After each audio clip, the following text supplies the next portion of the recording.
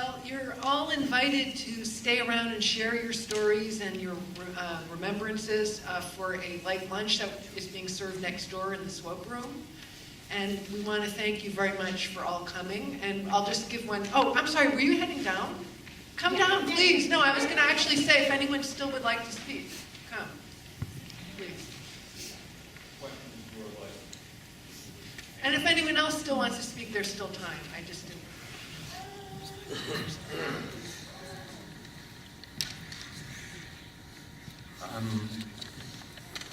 Holly was, as you all know, a great force. Speak into the microphone. Holly was, as you all know, a great force. She was more than a force of nature.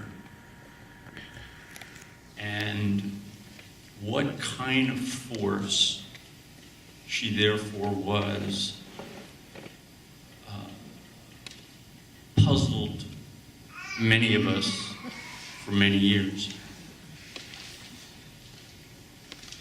This is a note from August 20th, 1983, from the Hickler White Journal. We, Joel and Kate, arrived last night at 1 a.m. and rose to greet Fred and Holly, who got here at 11 a.m. and came loaded with accoutrements for SHW. That was the favorite eldest grandchild.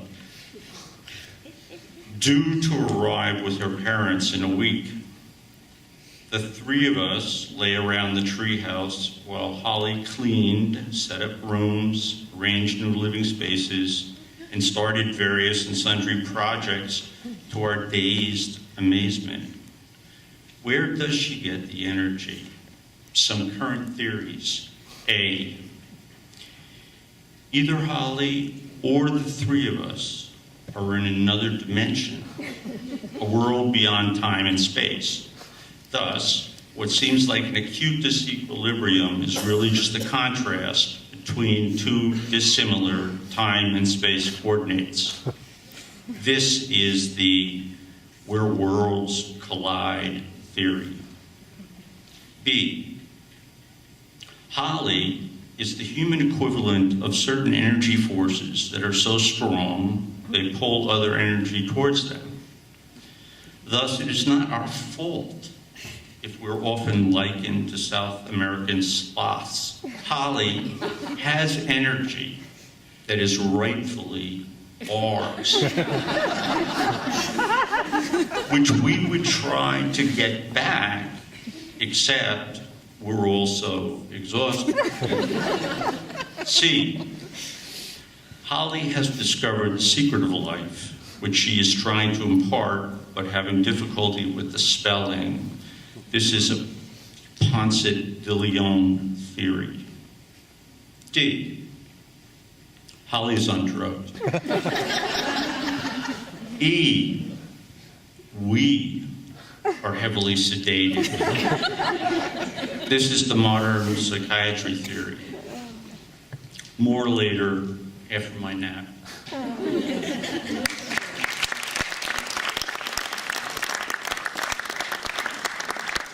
This time I'll give you more than 5 seconds to decide if you're...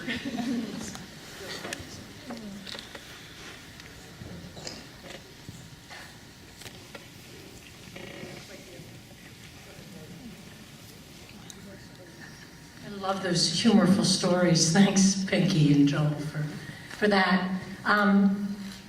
I just wanted to thank Holly for several major things in my life. One of which is that she taught me how to write, mostly by example, not by critiquing particularly. But she also taught me how to teach, which was a phenomenal gift, for which I will always be grateful. Because, of course, I wasn't born knowing how, and she really did know how. But the most important thing to me, anyway, is I want to thank her for my life, actually.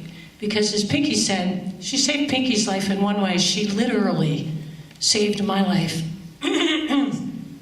When I was 45, I'd been diagnosed with a rather rare blood disease. And I had a really inadequate doctor who basically was letting me die.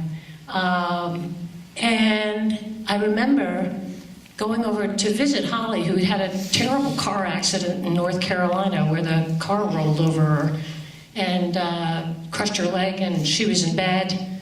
And I remember going and sitting down next to her and bursting into tears and telling her how incredibly frightened I was and how miserable I was. And Holly and I had shared many, many of these anxieties because we were both pretty phobic and sure that we were dying of some rare disease. But in this case, I really was. And so I shared this with her and left. And Holly spent the rest of the day on the phone. She found out who was an expert in polycythemia vera, which is what I had, and he was at Yale, and she spent the day trying to reach him, but the secretary kept telling her, oh no, she couldn't talk to him, this guy was much too important.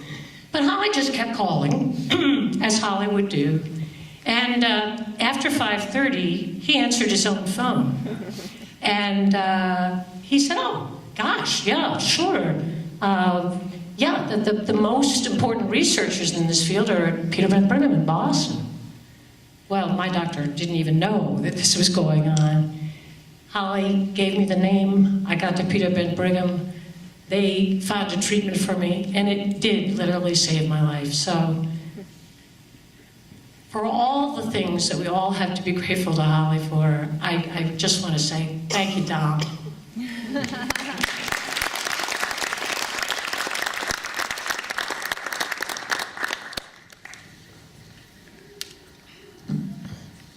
Well, unlike most of you, I've only known Holly for about 12 years, and I'm part of a writing group that she joined 12 years ago, so do the math. She was already in her upper 70s.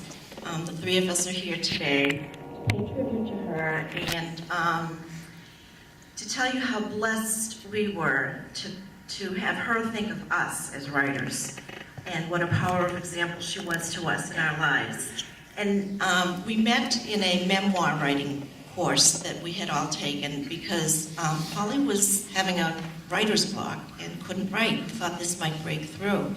And when the course ended, we all started meeting, I think back then we were meeting once a week or once every other week, at one of the women's homes who offered her home because she was at that time the first, other than Holly, the first empty nester, so her home was always neat. And over the years, we read Holly's memoirs, her stories of growing up in that house in Philadelphia and of the Fight twins and all kinds of stories, not intimate stories about her own family, but about the world around her. It's felt very intimate. And she gently criticized our writing. The three of us were just talking, we wish we had written something to say to you. We didn't know there was going to be an opportunity to speak, and I don't do that well without something written in front of me. But I do want to share that with all of her gifts and talents, Holly was also very honest about her foibles and was deeply ashamed of the fact that she was still smoking cigarettes and would try and hide the fact that she was addicted to scratch tickets. And she wrote about both of those things. And her honesty with herself gave us the opportunity and the strength to be honest with ourselves. So we just wanted to let you all know that late in life, the past 12 years of her life, she's been such an important part of ours.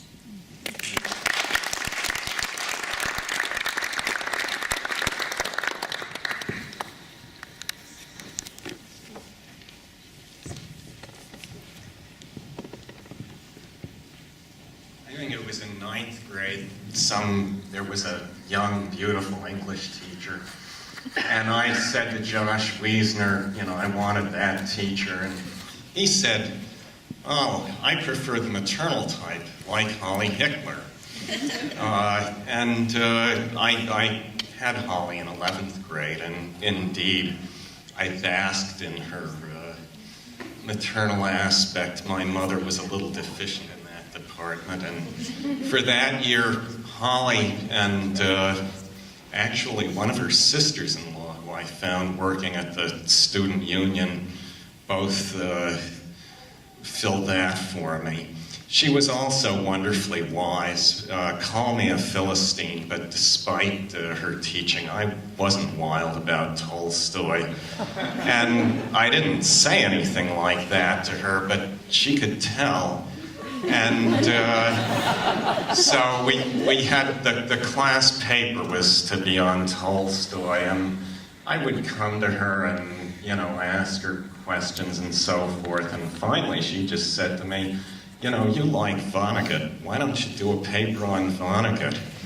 And I did a paper on Vonnegut. I had a great time, and I loved Holly. Thank you.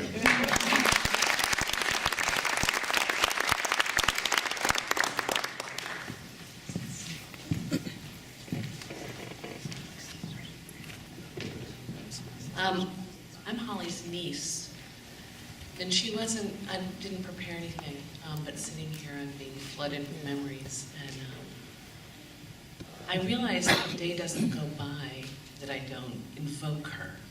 I think I started teaching because of her, and I remember reading some student reviews, which we get a lot of, and it said, Sarah makes each of us feel like we're important. And I thought, oh, I did it. This is what Holly did all the time. She wasn't known for her cooking, but a hot, eggy goo sandwich from Holly could heal absolutely anything, and it did. Probably weekly. One of the first paths I learned to walk by myself, partly to see Lisa, but partly to see Holly, was to Holly's house. And she had a way of turning 100% of her attention to me, even when I was 6 years old, and making me feel like the most important person in the world. And I think starting at about 6 up until probably about 6 months ago, I would share with her every problem I had. And she always had a way, you'd say about 3 sentences, and she'd say, Ra, here's what we're gonna do. And suddenly this lightness would come because it was no longer something I had to deal with by myself. And she'd have a plan. Or, expert teacher she was, she'd say, Sarah, why don't you think about it this way? And she'd take me through step by step, whether it was being mad at Lisa because she took my Barbie doll, or I was mad at my husband, or I was trying to go up for tenure. So I just wanted to say that. My first selfish thought after Holly passed away was, how am I ever going to write anything again? Because I realized in all the writing that I now have to do, I invoke everything she's ever said to me, so I can organize my thoughts and try to put them down on paper. So she will be with me forever, and I feel like I'm invoking her every single day in one way or another.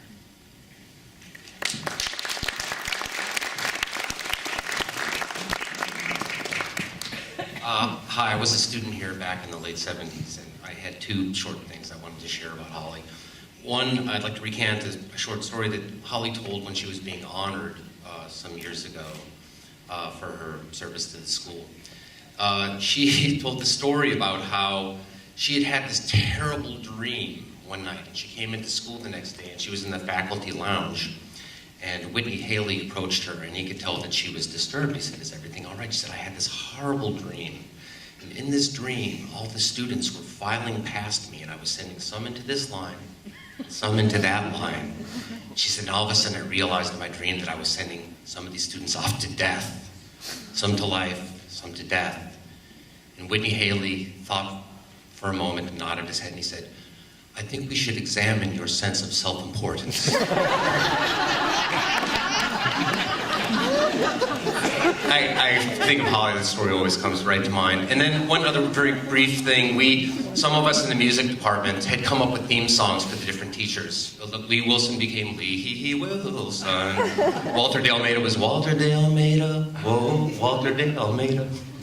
And for Holly, we to the tune of The Holly and the Ivy, we came up with the Holly and the Hickler, when they are both full grown, of all the teachers in the school, the Holly takes the cake. Thank you.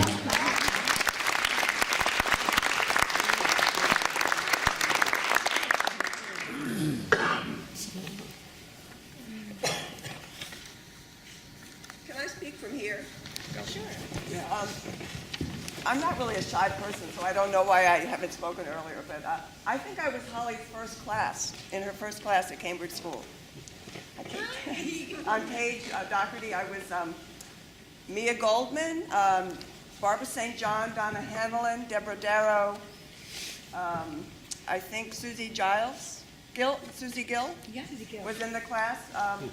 I don't think she had the aura yet. She was new. It was 66, 67, I believe.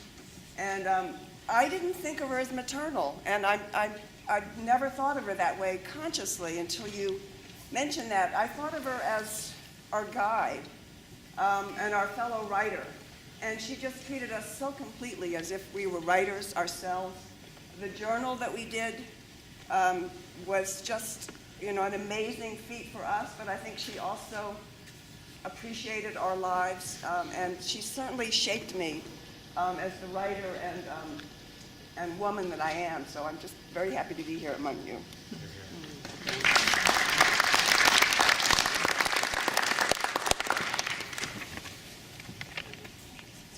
I just have to get up to say that I was on the Tolstoy trip. And that was at the time when Holly and I were teaching Russian culture and politics of the 19th century, and we were, of course, reading Tolstoy. I was supposed to be the history geek, and I had the help of some experts, like Steve Cohen, who came a little later. But in the 75 trip, I think it was 75, we went to the Tolstoy farm. And one of the great things about being Holly's colleague is that you also got to learn and be enveloped by her wonderful sense of what is to be done. And on the trip to the Tolstoy farm, our the van broke down, and the driver was having, I think we had like a hired van, and the other car, there were two vans, and the other car was long gone on the way to New York, and we were stuck somewhere in the wilds of Massachusetts, waiting with all the kids to start up again on this overnight trip. We all had sleeping bags. We were going to have, we had special food ordered. And the entire time, we got to hear Holly speak about life and speak about, you jerky bum.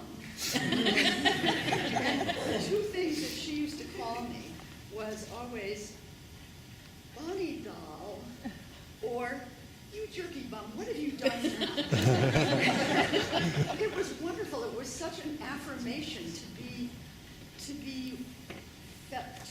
embraced by her in a sense. And I still dream. I was at the Cambridge School from 1969 to 1987 or 88. And I still dream nightly, almost nightly, very frequently, that I am here looking for the classroom that I'm supposed to teach in, only it's not there, it's disappeared. And I'm not sure what time I'm supposed to be there. And I also know that people in the office are mad at me because I haven't picked up my mail. And so what I invariably do is go to Holly's old office, the one that used to be by the faculty room, and I go in there and thank God she's there to advise me. And that is how I felt for all those years. I taught other subjects. I am now teaching a course for retired people in their 70s and 80s I'm teaching Russian culture and politics. And it is so much harder without Hollywood. I just can't tell you. The other problem is, of course, that when we taught kids, they didn't know all the facts already. So we had a tabula rasa, and Holly could fill it with her literature, and I could fill it with my history, and we were all set. Now, these people have the gall to not only ask me questions, since I don't know things, but they also ask questions upon the questions and probe very deeply. God, I miss you, Holly. I need you here right now. And I have to say, I'm still somewhat cross that you died.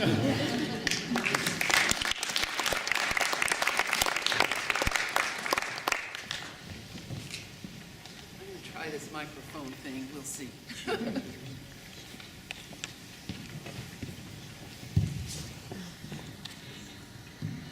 Hello? I don't have anything prepared. I came here thinking, again, in a total state of denial. And I saw Peter at the door and, just kind of all came over me. But as Sarah and Bonnie both said, not a day goes by. I don't say to myself, what would Holly have done about this? What would Holly think about this? And this is the first November that I haven't been able to call her on her birthday and have that long, long chat. Hi, Dar, how are you? And tell me everything. And she was relentless. You could not fool her. You could not fake anything. She would hear it in your voice. She'd pull it apart and say what's really wrong, what's really going on. Here I was stolidly trying to live through some misery or another.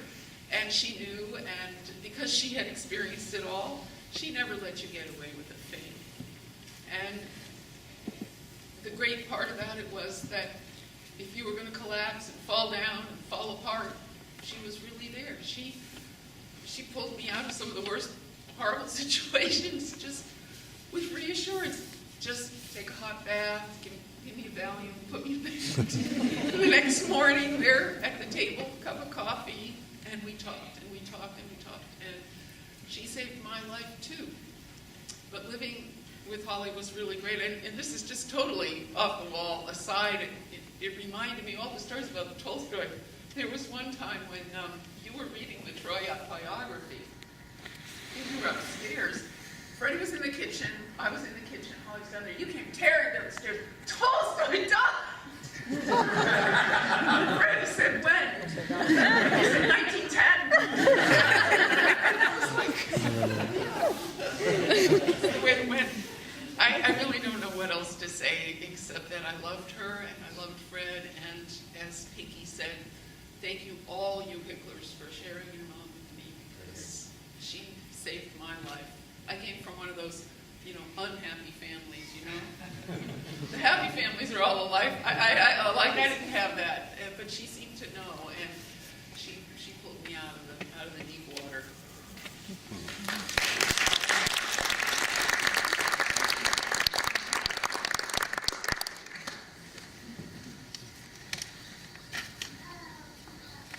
Andy, are you coming down? I'll try to come here. Okay. This is a little anecdote from my own experience. By now, as a junior in high school at the time, and applied for an exchange student program at the American Civil Service for Europe, spent a year abroad, which I really wanted to do, but it required an essay. The night before the essay was absolutely due, I was tearing my hair out and said, I'm not doing it, I just can't, I'm not going. I had a total meltdown. And Holly came over with her portable typewriter, and as she has done for so many people here, just asked a few calm questions. And I was pacing up and down the living room, and Holly was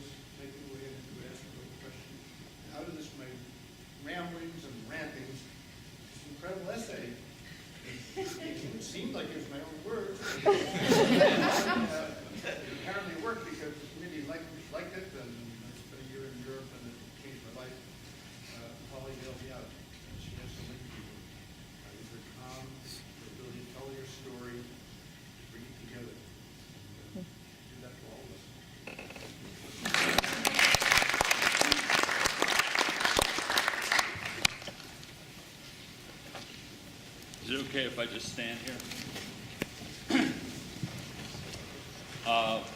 My experience with Holly, people have mentioned, I think someone mentioned Tolstoy, I can't remember.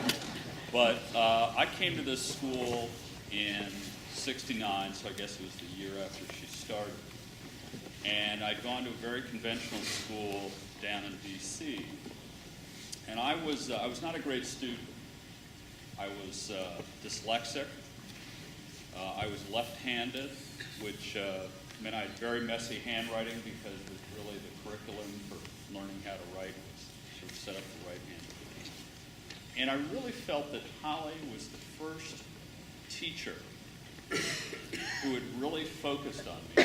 And it's wonderful that I'm hearing that commonality with everybody, where someone who had so many people she interacted with could really focus in and make you feel like you were the only one.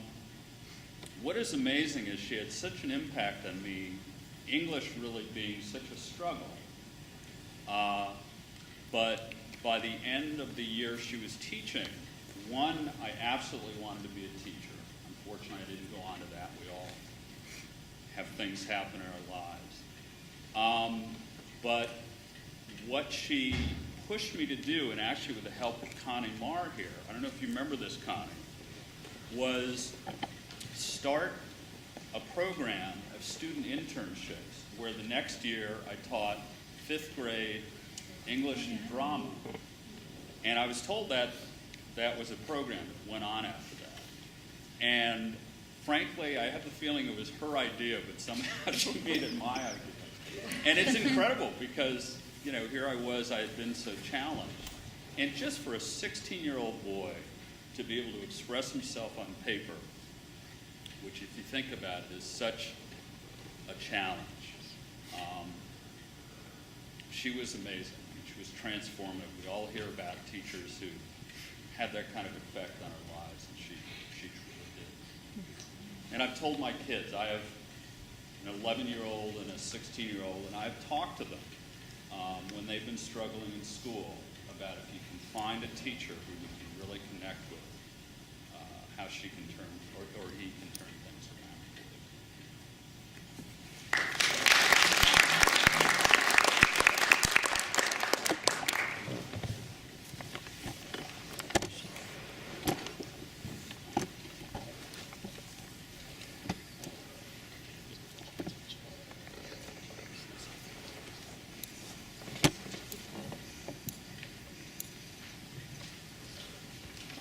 I just want to say one thing myself. I think my mom was sort of the essence of unconditional love. You honestly had the feeling that if you had called her and said, "Mom, I just killed someone," she would say, "Oh, honey, I know you didn't mean to." You know? She thought you were better than you thought you were, and probably than you actually were. So she really was the essence of that. And she honestly did not believe in discipline whatsoever. I mean, she never told us to do anything. I mean, even like brush our teeth. I mean, anything. And you know, she really, really believed that human beings, including children, should discover for themselves what they wanted to do, what was right. And so, you know, she left the door completely open. She did not impose her will. I remember, she was the kind of mom, she was kind of different. So for like the first 10 years of your life, you're like really embarrassed of her, you know, like, oh my God, she looks different, she acts different. And then, and then you grew into her.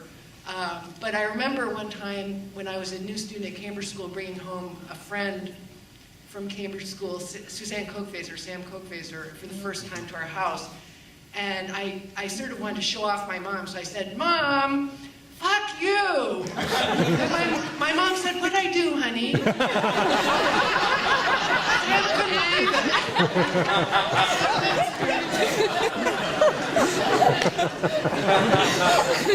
Is anyone thinking of... Okay, well, we'd love to thank you for coming, and please stay around for food in the swope room and for more conversation. Thank you very much.